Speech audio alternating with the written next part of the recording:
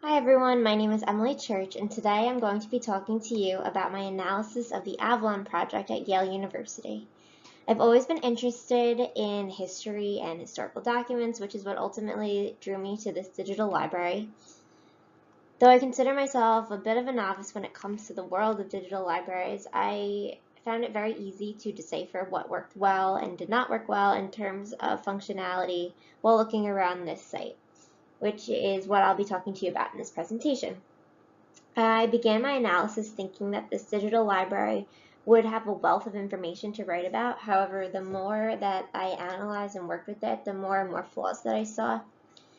I didn't want to be negative and hypercritical over every single aspect because the site does have a very good base formed.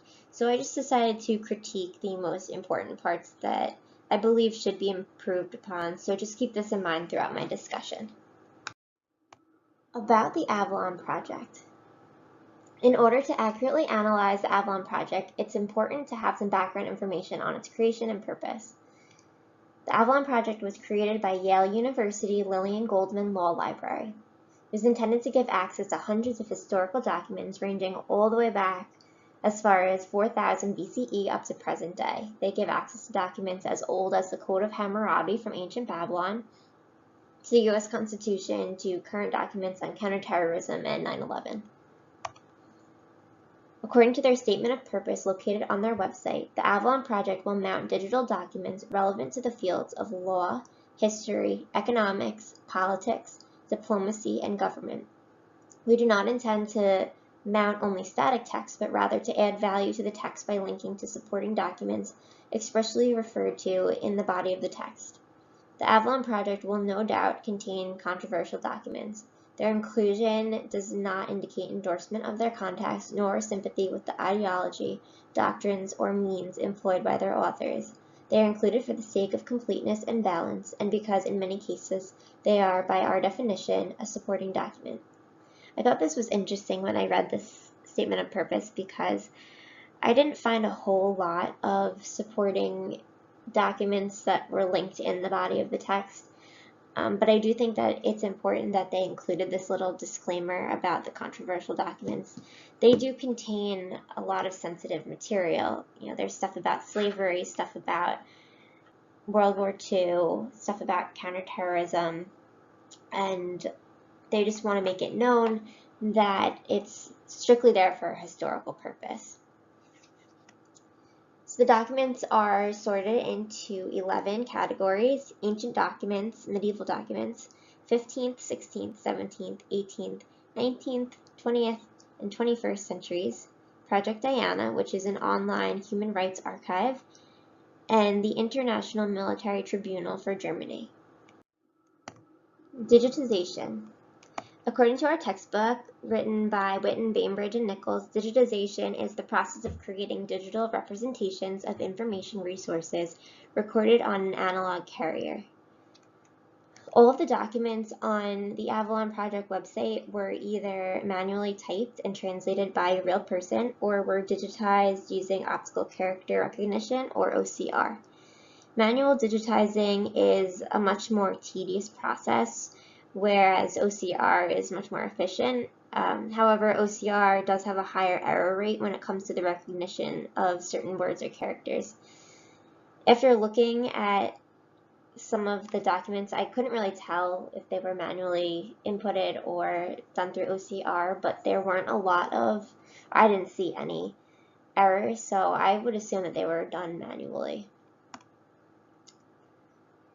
None of the documents were image captures or scans of the original documents. The only exceptions are some of the current documents, such as a 9/11 Commission report that had originally been published digitally in the first place, so the Avalon Project just provides the original PDF version. If the Avalon Project could improve on some aspects of their digitization process, I would say it might be helpful if they did have image scans of the original documents, or at least included links to an outside resource where they could look at the original. When looking at something as old as the US Constitution, I think it would be really beneficial to the user to see the original, to be able to connect it and relate it back to the time that it actually came from. I realize that this is probably beyond the capabilities of Yale to provide access to these, but I think it would be helpful. Retrieval functionality. One major problem that I found with the Avalon project was actually a lack of place to search and retrieve a document. A typical interface would have a search bar or something like that, where a user could input a linear search or a more advanced Boolean search, but this is not a feature anywhere on the Avalon project website. The process almost then becomes similar to a back-of-the-book index search by alphabetical order. However, the user must know exactly what century the document they're looking for is found, because not all documents are listed in one area. For example, if the user was interested in retrieving a copy of the Declaration of Independence, they would have to know that it was written in 1776 and would therefore be located under the 18th century tab. Then once they're under that specific century, all the documents from the 1700s are listed and the Declaration would be located under D. If the user didn't know where their document was located, the search would definitely be a bit more challenging. Users can also search under document collections that sort the documents based on their subject, such as American Revolution, the Cold War, documents regarding U.S. foreign relations, and so on.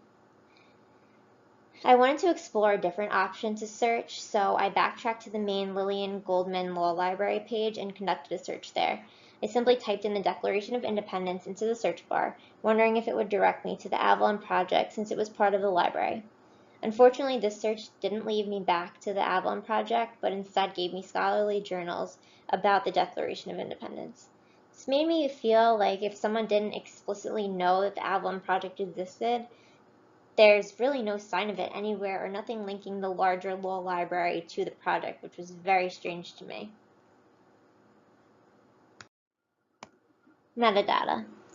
As we have learned, metadata is a set of identifiers that describe or make it easier to locate a certain document. These could include anything from the author, the title, the date, the source, etc. The website for the Avalon project had very little metadata on it and nothing that made it easy to retrieve the documents. Some had an author, some had the name of the person who had translated the text if it had been in a different language. Other than that, there were really no other identifiers.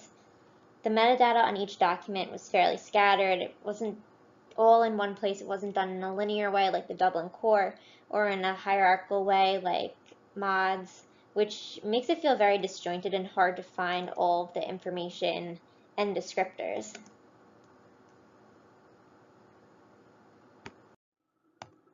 Possible feature enhancements.